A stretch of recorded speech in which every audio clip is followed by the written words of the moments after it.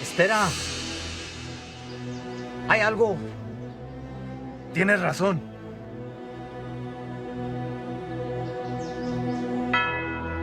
Tráeme el padre.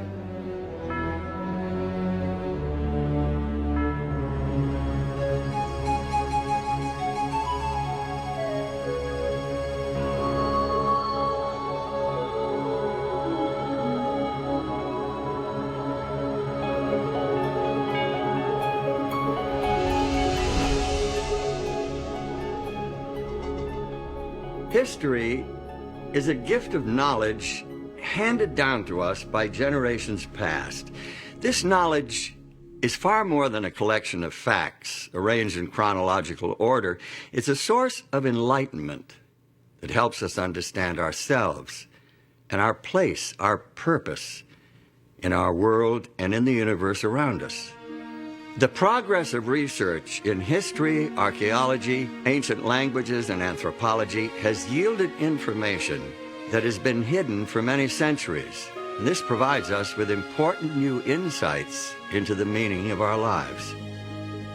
It's natural to start a story at the beginning, but in the case of our own story, that's more easily said than done. How can we discover the origins of our own experiences? Where or when was our beginning?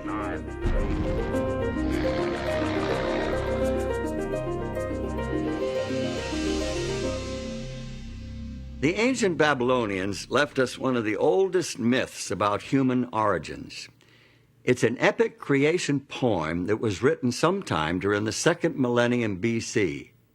It's called the Enuma Elish, which translated means, when on high.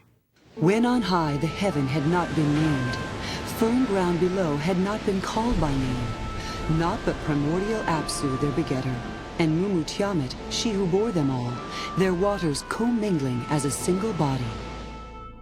According to the experts, the ancient Babylonians believed that Apsu represents sweet water and Tiamat salt water. At the beginning of creation, the two had not yet been separated. Mingled together as they were, they possessed within them the seeds of life. They brought forth generations of gods who, in the course of time, created man. The Navajo and Pueblo Indians of North America share a traditional view of several separate creations. The Aztecs of Old Mexico had a similar belief. The god Quetzalcoatl invented people, molding them from ash. A great flood came, and all the people became fish. The Creator tried again, but there was a complete eclipse of the sun, and in the darkness, all the people were killed and eaten by jaguars. A rain of volcanic fire and ash destroyed the third creation. The fourth attempt was foiled when the world was ravaged by a violent hurricane, and people turned into apes. The earth as we know it is the result of the fifth creation and is doomed to ultimate destruction by earthquake and famine. Not a very reassuring picture, is it? And yet this worldview was very real to the Aztecs. This is all depicted in the famous sunstone, perhaps the single most important artifact from the Aztec civilization. Created in the 15th century, it weighs in at over 25 tons. Very substantial evidence of their view of beginnings. It's all there, carved in stone. But does it accurately portray our beginnings? Best-selling Swiss writer Erich von Däniken has 16 books to his credit. Nothing else he has written has had the phenomenal impact of his 1968 book, Chariots of the Gods, in which he proposed a novel view of human development here on Earth. Dim as yet undefinable ages ago, an unknown spaceship discovered our planet. The crew of the spaceship soon found out that the Earth had all the prerequisites for intelligent life to develop. Obviously, the man of those times was no Homo sapiens, but something rather different. The spacemen artificially fertilized some female members of this species, put them into a deep sleep, so the ancients say, and departed. Thousands of years later, the space travelers returned.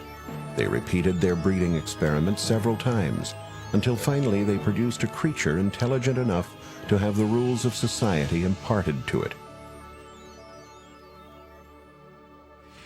The Bible and the Quran are the basis for the traditional Judeo-Christian and Islamic teachings about our beginnings. Both point to a creator from outside the bounds of space and time. They picture an all-powerful being who is above and beyond the natural laws that govern our physical universe. They teach that this creator God exercised his supernatural power and created everything according to his divine purpose. The Bible includes this summary reference to the creation. By the word of the Lord were the heavens made, and all the host of them by the breath of his mouth. For he spake, and it was done. He commanded, and it stood fast. The Quran, Holy Book of Islam, shares the basic biblical view of creation this way. Lo, your Lord is Allah, who created the heavens and the earth in 6 days. Then mounted he the throne. He covereth the night with the day, which is in haste to follow it, and hath made the sun, and the moon, and the stars subservient by his command. His verily is all creation and commandment. Blessed be Allah, the Lord of the worlds.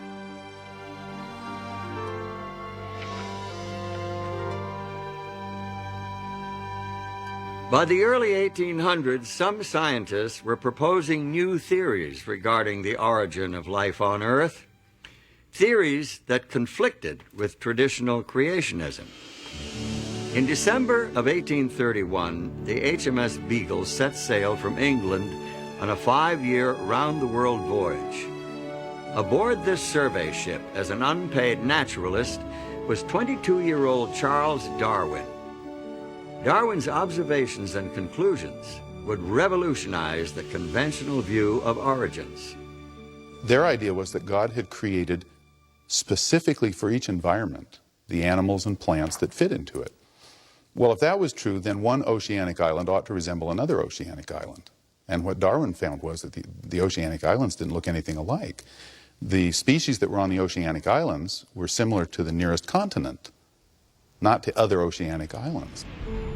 Darwin's most significant discoveries took place in the Galapagos Islands, more than 1,000 kilometers, about 600 miles off the west coast of Ecuador. Darwin discovered animal species that were unique to that archipelago. He also noted distinct variations between similar animals on different islands. He came back one day having picked up a tortoise shell from the island that he had been visiting, and the fellow who lived there and was staying at the main population center said, "Oh, you've been to," and named the island he'd been to, and he was floored. He said, "How do you know where I've been?" And he says, "Because that tortoise came from the island." And he says, "How do you know that?" And he said, "Because each island has a specially shaped tortoise, and I can recognize them." And that just blew his socks off. Darwin's observations ultimately led to the development of his theory of natural selection and the publication in 1859 of his book on the origin of species. The first edition was sold out the first day, and 5 subsequent editions with revisions were to follow. Often referred to as the book that shook the world, it helped pioneer modern scientific thought about our origins. Today, science is defined at the beginning as a materialistic process. And that's a tribute to Darwinism. I mean, that's what he brought to us, was that we had escaped essentially from God. Using Darwin's theories of evolution as a starting point, scientists and philosophers have developed their own answers to questions about beginnings. Today, there are many variations on Darwin's theme. Among evolutionary scientists, the Big Bang theory has been widely accepted as a beginning point for the story of our universe as we know it. This theory suggests that all the matter that now exists in the universe is derived from a tightly compressed, incredibly hot mass of subatomic particles that exploded something like 10 or 15 billion years ago. That tremendous blast of creative energy set the universe in motion and eventually gave birth to galaxies and stars and planets, and ultimately to every form of life and matter within the universe. The way scientists today talk about this, the Big Bang really is the whole universe, and that it is really space itself which is expanding and creating new space in the course of time. If we think of ourselves in a way as kind of being able to look at the universe from some extra dimension, it perhaps would appear as the tremendous explosion starting out from a single point. The theory of evolution teaches that life on Earth has evolved over vast periods of time, with simple single-celled forms developing into complex organisms purely by blind chance, through a process of trial and error. It was this process that Charles Darwin called natural selection. And he said, essentially, that there were 4 steps. He said, first of all, variation exists. No two individuals in a population are ever exactly alike. Secondly, that every population overproduces. More young come into existence in one year than can possibly live until the next year. So that leads to the struggle for existence, the competition, and then survival of the ones that are the fittest. The fittest are simply those that have variations that give them an advantage. And the last thing was that the variations are inherited, so that the ones that live reproduce, and their offspring are more likely to have these fit variations. Are we the unplanned and accidental result of evolution through natural selection? Or are we the handiwork of a supreme being, the Allah of the Quran and the God of the Bible? Do we owe our existence to the Aztec or Babylonian gods, or to some alien creatures from outer space? What is the truth about our origin?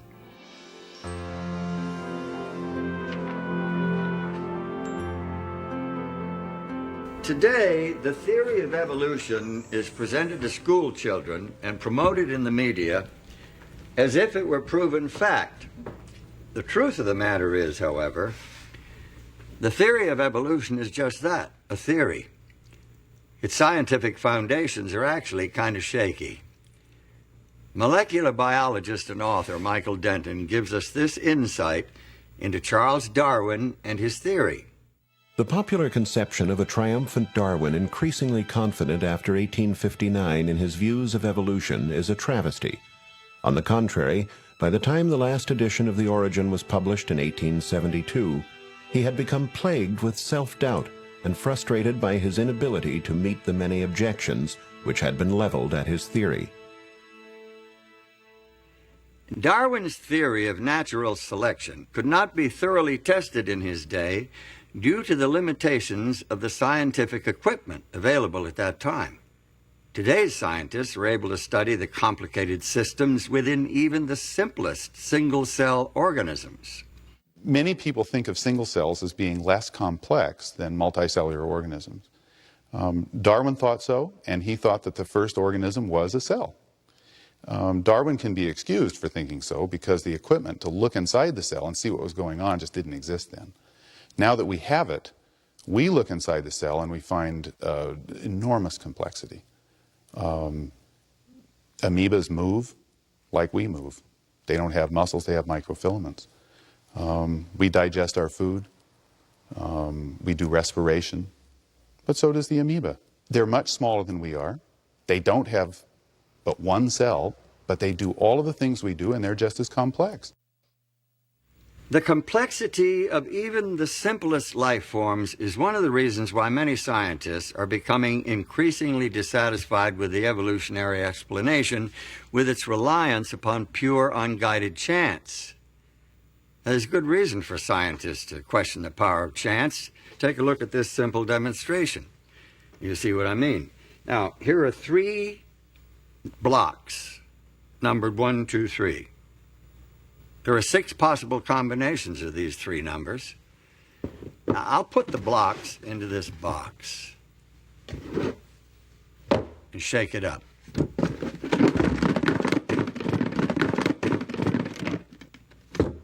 Now, if I were to take out the blocks one at a time, what are my chances of taking them out in numerical order?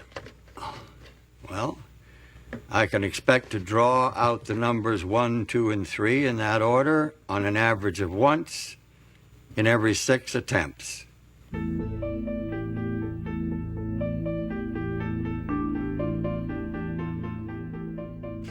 Now, here are 2 more blocks, numbered 4 and 5. I'll add them to the 3 others in the box. Now, there are 120 possible combinations. The law of averages tells me that I can expect to pull out blocks numbered 1, 2, 3, 4, and 5 in that order on the average of once in every 120 tries. Now, look, here are blocks numbered 6 through 10. I'll put them in the box with the others. My chance of picking out all 10 blocks in numerical order is less than 1 in 3.5 million. Well, let me put that in perspective. If I put myself on a schedule and worked at this game day and night, pulling out all 10 blocks one at a time every 15 seconds, I could expect to win this game on the average of about once every 18 months. What if I doubled my quantity of sequentially numbered blocks to 20? How long should I expect to work at this game to get all 20 out of the box in order? Now, let's suppose that I could play at blinding speed and get all 20 blocks out in just 1 second, then do it again the next second and every second thereafter. Now, the law of averages says that I can expect to get the 20 blocks out of the box in order at the rate of once every 77 billion years. This little numbers game is nothing compared to the intricate complexity of even the simplest bits of matter. Physiologist and author Pierre Lecontenue, in his book Human Destiny, estimated the chance of forming a 2,000 atom protein molecule as something like 1 in 10 to the 321st power. There's really no good way to express that number. It's incomprehensible. Find yourself a large sheet of paper. Write 10 followed by 320 zeros. Now listen to what Lecontenue says. Events which need an infinitely longer time than the estimated duration of the Earth, in order to have one chance on the average to manifest themselves, can, it would seem, be considered as impossible in the human sense. This chunk of coal is about 70% carbon by volume. Carbon is essential to all organic life, and it's the 4th most common element in the universe. Yet this very ordinary element is extremely complex. In order for it to be produced naturally, 3 helium nuclei must combine to form a single carbon nucleus. But we have found that the conditions needed for that to happen are really very precise. In other words, that if the balance of forces in the atomic nucleus were very slightly different, that reaction would not be able to take place in order to form enough carbon to be of any significance. Men who discovered this, the way in which this reaction takes place to form carbon, and who found the conditions that were necessary for it to take place, was Fred Hoyle, who is one of the great astrophysicists and cosmologists of this century. Hoyle was very skeptical about religion. At the time, at least, he was an atheist. Some supercalculating intellect must have designed the properties of the carbon atom. Otherwise, the chance of my finding such an atom through the blind forces of nature would be utterly minuscule. A common-sense interpretation of the facts suggests that a superintellect has monkeyed with physics as well as with chemistry and biology. The numbers one calculates from the facts seem to me so overwhelming as to put this conclusion almost beyond question. It seems that evolution through a long series of random unguided mutations is a practical impossibility. This fact casts a cloud of doubt over the entire evolutionary scenario. Scientists are now looking for shortcuts, miraculous jumps out of the realm of chance. Many are frankly awed by their discoveries, finding more and more clear evidence of intelligent design in nature.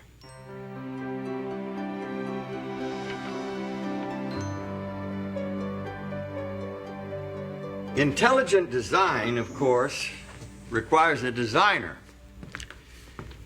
And the clearest portrayal of a designer and his work is found here in the Bible. The creation account itself records a systematic progression of creative acts culminating in the creation of man. The Hebrew prophet Jeremiah emphasizes this intelligent design when he writes about the Creator.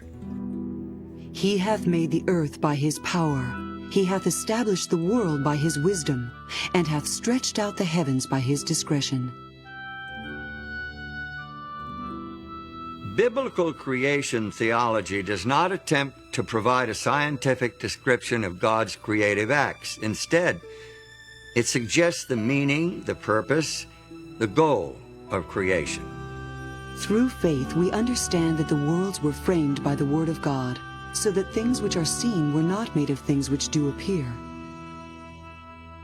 I think the most important thing about this verse, as far as our understanding of creation is concerned, is that seeing the universe as creation is a matter of faith rather than of scientific knowledge. That is, that we can understand the universe in detail by scientific investigation, but we see it as the creation of God because of our personal trust and confidence in God. Now, perhaps some of us have been too quick to discard this old book as an irrelevant collection of useless fables and legends and traditions. Its value lies far beyond the realm of science. It deals with concepts that cannot be analyzed in a laboratory. It addresses many questions that science cannot answer. That is, science can talk about how the universe behaves, how things take place within the universe. It cannot explain why something exists rather than nothing. That is, it cannot really explain the fundamental question of existence. Could it be that the neglected pages of Scripture actually offer accurate insights into our origins? If so, we're not here by accident. We must see ourselves as a part of a Creator's design. There must be a plan, some real purpose for our existence. And God said, Let us make man in our image, after our likeness, and let them have dominion over the fish of the sea, and over the fowl of the air, and over the cattle, and over all the earth, and over every creeping thing that creepeth upon the earth. The creation story depicts God as having great ambitions, high hopes for the human race. People were created in the image of their Maker. In their original innocence, they had direct communication with God, an intimate, personal, face-to-face relationship with their Creator.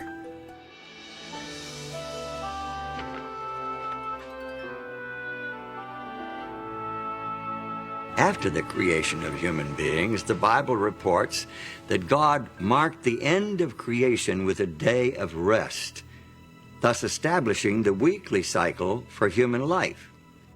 Thus the heavens and the earth were finished, and all the host of them.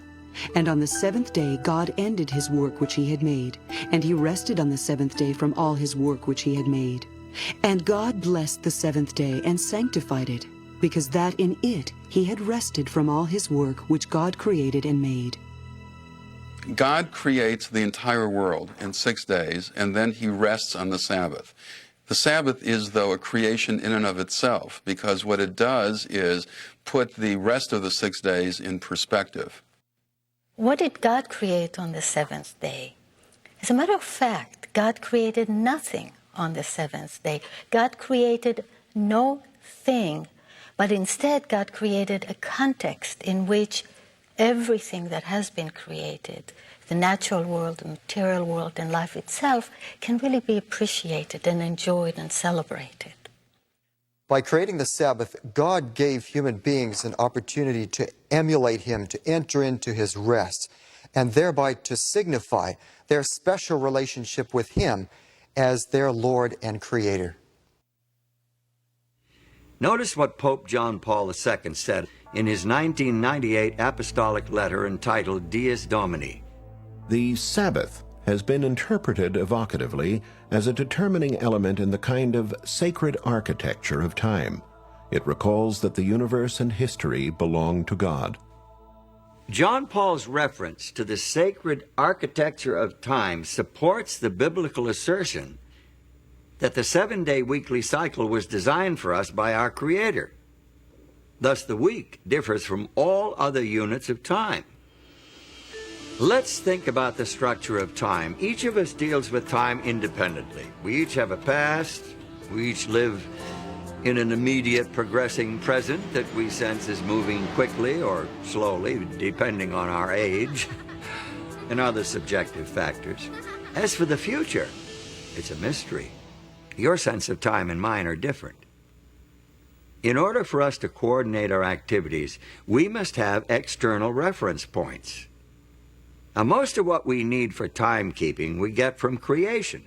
The story defines a day as a period of darkness and light, evening and morning. It is caused by the rotation of the earth upon its axis.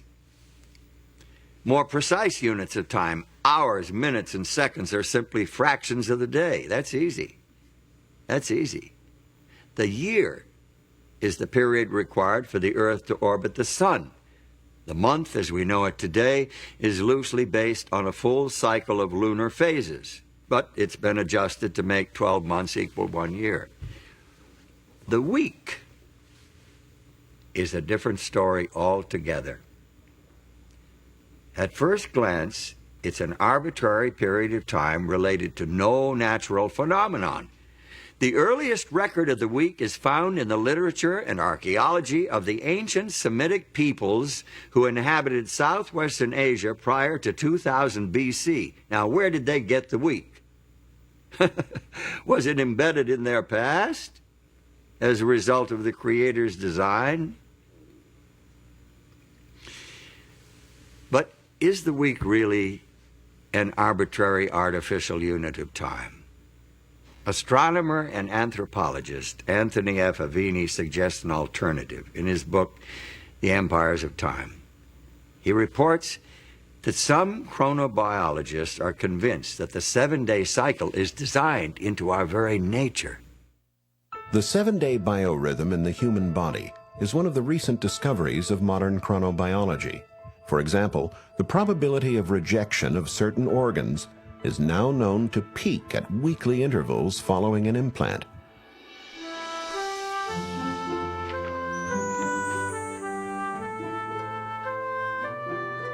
The widespread acceptance of the 7-day week over thousands of years of history is additional evidence supporting the divine origin of the weekly cycle. But if the week of Genesis has survived the thousands of years since the original creation week, why has recognition of the Creator not been preserved just as successfully? Well, the book of Genesis provides the answer as to the downfall of the human family. In fact, if you read Genesis 6:5, you'll see that the Bible says the thoughts of humanity were evil continually. So God decided to clean the world up, sent a flood. And the flood was 40 days upon the earth. And the waters increased and bare up the ark, and it was lifted up above the earth. And the waters prevailed exceedingly upon the earth, and all the high hills that were under the whole heaven were covered. In spite of this dramatic demonstration of God's power and his displeasure with people not following his way, mankind soon forgot again, and they started to build idols to themselves instead of worshiping God. And the whole idea of the weekly cycle, which showed 6 days of work and a Sabbath was forgotten, and what mankind did was incorporate the weekly cycle into astrological tables instead of remembering the God of creation. About 2,000 years before Christ, there lived in the Chaldean city of Ur a man who is claimed by all three of the world's great monotheistic religions, Judaism, Christianity, and Islam, as one of their primary founders. In the biblical account, Abram, later renamed Abraham, is a key player in God's plan to win back the hearts of the human family and revive a knowledge of the Creator. Abraham's religion stood out in sharp contrast to the petty idolatry and trivial superstition of his neighbors. He worshiped the Creator, the transcendent, the invisible God, whose wisdom and power was demonstrated by the very existence of the world itself. He had a religion of faith, not sight. He had a direct relationship with his Maker. According to the Old Testament report, the Creator God revealed the principles of his relationship with the human race in 10 commandments engraved on stone tablets. These commandments were entrusted to Abraham's descendants, the Israelites, as a blessing to share with all nations of the world. Remember the Sabbath day to keep it holy. 6 days shalt thou labor and do all thy work, but the 7th day is the Sabbath of the Lord thy God. In it thou shalt not do any work, thou, nor thy son, nor thy daughter, thy manservant, nor thy maidservant, nor thy cattle, nor thy stranger that is within thy gates. For in 6 days the Lord made heaven and earth, the sea, and all that in them is, and rested the 7th day. Wherefore the Lord blessed the Sabbath day, and hallowed it. This is by far the longest of the 10 Commandments. It's unique in that it includes the divine credentials, declaring the identity of the lawgiver and establishing his authority as Creator to command the worship of his creatures. The commandment to observe the Sabbath shows the intimate relationship between God and creation. It shows that God not only creates, not only works to bring everything that is into being, the physical world, the natural world, and all that lives in it, but it also shows that God maintains intimate relationship with creation and steps back to withhold and to take in, as it were, everything that has been created, and celebrates and cherishes that which has been created. The Sabbath reveals God's compassion for his creatures. In Exodus 23, verse 12, there's a law regarding the Sabbath, and it says, 6 days you shall do your work, but on the 7th day you shall rest, that your ox and your ass may have rest, and the son of your bondmaid and the alien may be refreshed. So the Sabbath is a gift for God's creatures, not only human beings here, but it's also the ox and the ass, so that they can have rest from their labor that they do during the rest of the week. In the 5th book of the Bible, Deuteronomy, we find the 10 Commandments repeated. This time, the meaning of the Sabbath is enriched by linkage to the deliverance of the nation of Israel from slavery in Egypt. Keep the Sabbath day to sanctify it, as the Lord thy God hath commanded thee. And remember that thou wast a servant in the land of Egypt, and that the Lord thy God brought thee out thence through a mighty hand and by a stretched out arm.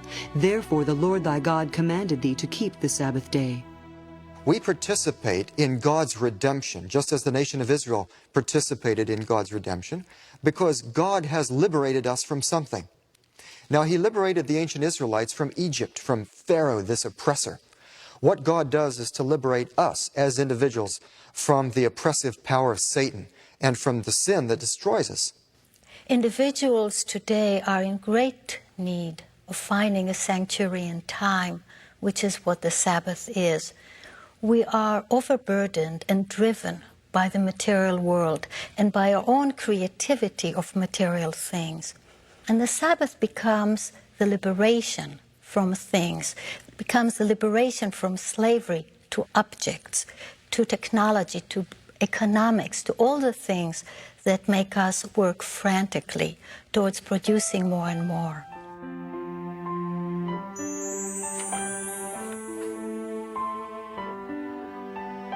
Since the seventh-day Sabbath has such rich meaning, and since it is part of the Ten Commandments, why is it not more widely observed today? Good question, especially in view of the widespread recognition that this commandment, along with the rest of the 10, applies not only to the people of Israel, but to the whole human family. As it is the law of nature that in general a due proportion of time be set apart for the worship of God, so in his word, by a positive, moral, and perpetual commandment, binding all men in all ages, he hath particularly appointed one day in 7 for a Sabbath, to be kept holy unto him. The Sabbath was binding in Eden, and it has been in force ever since. This fourth commandment begins with the word remember, showing that the Sabbath already existed when God wrote this law on the tables of stone at Sinai. How can men claim that this one commandment has been done away with, when they will admit that the other 9 are still binding? The Sabbath was made for man, not for the Hebrews, but for all men. The Sabbath commandment reveals to us a picture of a Creator who craves a place in the hearts and lives of all his human children. David, the great Israelite king, understood this and instructed his people to spread their knowledge of the Creator God to the rest of the world. Declare his glory among the heathen, his marvelous works among all nations. For all the gods of the people are idols, but the Lord made the heavens. Give unto the Lord the glory due unto his name, and let men say among the nations, the Lord reigneth. The Bible makes it clear that the Creator's desire was to attract the whole human family to true religion, true worship, so that all could share in the good things he intended to do for Israel. Also the sons of the stranger that join themselves to the Lord, to serve him, and to love the name of the Lord, to be his servants. Every one that keepeth the Sabbath from polluting it, and taketh hold of my covenant, even them will I bring to my holy mountain, and make them joyful in my house of prayer. Their burnt offerings and their sacrifices shall be accepted upon mine altar, for mine house shall be called an house of prayer for all people. It's not hard to imagine the power of the Sabbath to restore and cement the relationship between the Creator God and his human children. Their devotion to the Sabbath day, their worship and praise and appreciation for his creative power, would bind them to their God with ties of love and gratitude. If they continued their heartfelt observance of the Sabbath, they could never forget him. Moreover, also I gave them my Sabbaths, to be a sign between me and them, that they might know that I am the Lord that sanctify them.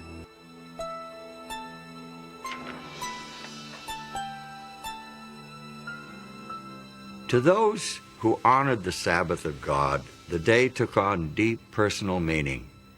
The day of rest and worship was an opportunity to know their Creator, who had promised to make them his own holy people.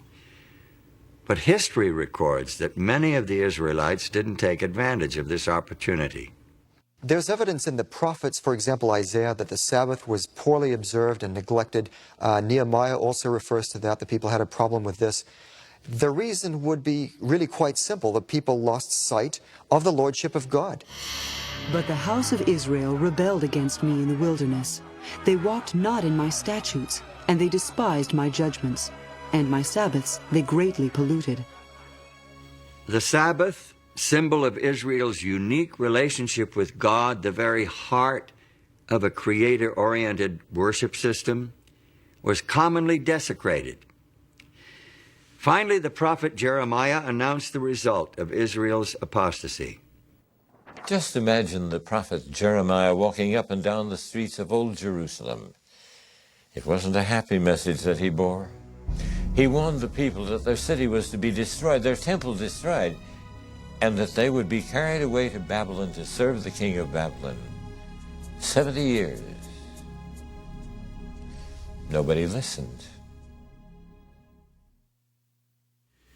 From about the year 605 BC, the armies of Nebuchadnezzar, king of the Neo-Babylonian Empire, repeatedly invaded the Israelite homeland.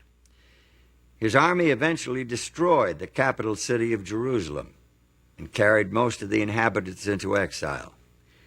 Some of the captives were taken to Babylon, while others were dispersed throughout the empire.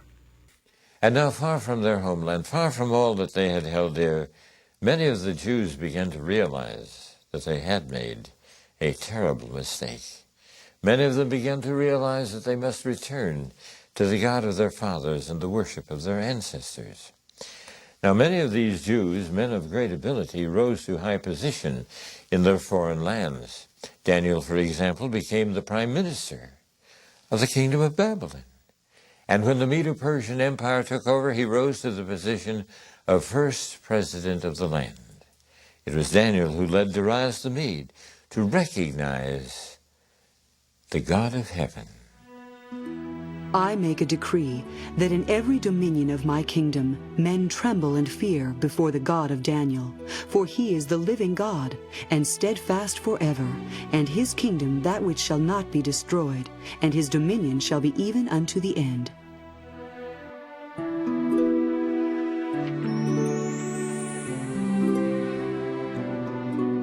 There is evidence to suggest that the religion of the exiled nation became so well known that it influenced the philosophical and religious movements of the following century. Buddha, Zoroaster, Confucius, and Pythagoras all seem to have adopted elements of the Hebrew religion.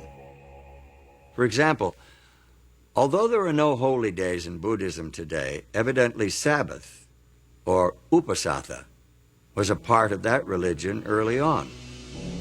The Blessed One established the rule for observance of a Sabbath, and he suggested that at the seventh-day meeting, any monk whose conscience troubled him should confess his offense before the assembly of brothers.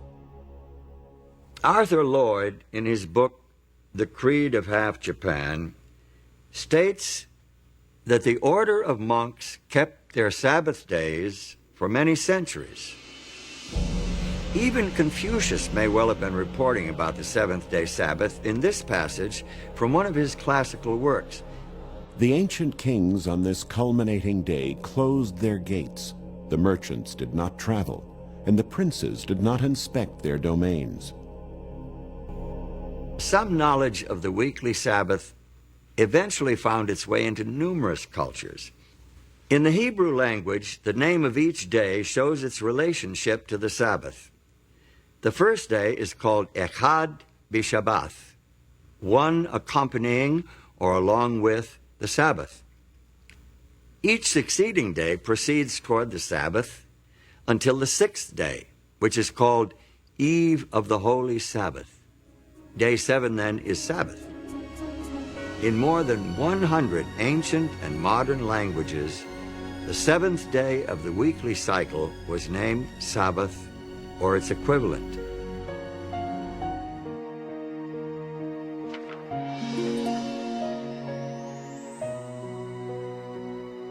So, it seems that in their exile, at least some of the Jews succeeded where their nation had failed during times of peace and prosperity.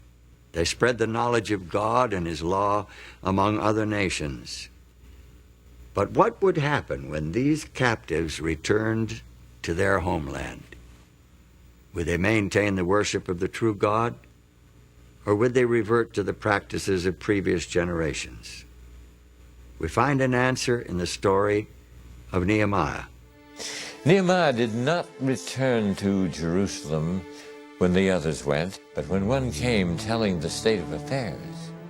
This news so saddened Nehemiah that he says he actually sat down and wept. In fact, he finally decided that he must, if possible, go to Jerusalem himself to see what he could do to help. Nehemiah was a capable and energetic leader. He successfully directed the reconstruction in the city of Jerusalem. But he didn't stop there. He was a zealous reformer with a burden for restoring the spiritual life of his people, because he saw Sabbath breaking as a reason for the years of captivity. He was particularly devoted to preserving the sanctity of the holy day. He discovered that the people were buying and selling on the Sabbath day. Well, he said, we can't do this sort of thing. This is the reason why we were sent into captivity. And when the merchants still continued to come, he ordered the gates barred on the Sabbath day. And when they still continued to come and camp outside the gates of the city, he threatened to have them arrested. A priest named Ezra assisted Nehemiah in his work. He exerted a strong influence on the spiritual life of the Jews of his day. Ezra taught the people God's laws and led a spiritual revival and reformation based on the inspired scriptures. The people joined together in a solemn oath to obey the commandments that God had given through Moses. They promised not to desecrate the Sabbath by entering into commerce on that day. They observed the holy day so carefully and consistently that Sabbath keeping became a distinctive characteristic of their nation. During the period between the end of the Bible's Old Testament record and the beginning of the story of Jesus Christ in the New Testament, there was almost continual upheaval in the Middle East. The armies of Alexander the Great overran the Persian Empire. Within a short time, Alexander himself died, and his empire broke up into rival factions. Palestine, along with Syria, eventually came under the rule of the Seleucid dynasty. King Antiochus IV is notable especially because of his opposition to the religion of the Jews. His troops took over the temple in Jerusalem and set up a system of pagan worship in its courts. Josephus, the famous chronicler of Jewish history, tells us that Antiochus tried to stamp out all visible evidence of the Jews' spiritual identity. So he sent emissaries to Jerusalem, declaring, they must tear down the altar of Jehovah. They must give up the worship of the Sabbath. So they gathered themselves together, fled to the wilderness, and there they found a cave that could accommodate their numbers, about 1,000. Now when it was told the king's servants that certain men who had broken the king's commandment were gone down into the secret places in the wilderness, they pursued after them a great number, and having overtaken them, they camped against them, and made war against them on the Sabbath day. And they said unto them, Come forth, and ye shall live. But they said, We will not come forth, neither will we do the king's commandment to profane the Sabbath day. And they burnt them as they were in the caves, because they were not willing to break in upon the honor they owed the Sabbath, even in such distresses. There were about 1,000, with their wives and children, who were smothered and died in these caves. The martyrdom of those Jewish patriots in the days of Antiochus IV is a great testimony to the power of their beliefs. Their God and his Sabbath meant more to them than life itself. Their sacrifice was a victory of faith. The Old Testament, supported by the evidence of history, language, and culture, establishes the Sabbath as a sacred memorial to the creative and redemptive work of God. It declares the Sabbath to be a sign of the intimate relationship between the Creator and those who worship him, a day of rest and worship that can bind the hearts of human beings to the heart of their Creator. When early Christians inherited the Sabbath, the teachings of Jesus Christ and his disciples served to emphasize and enrich its meaning, magnifying its importance. Today, for many Jews and Christians alike, it is still a central point of spiritual life and worship. To this day, it remains a defining element in the sacred architecture of time.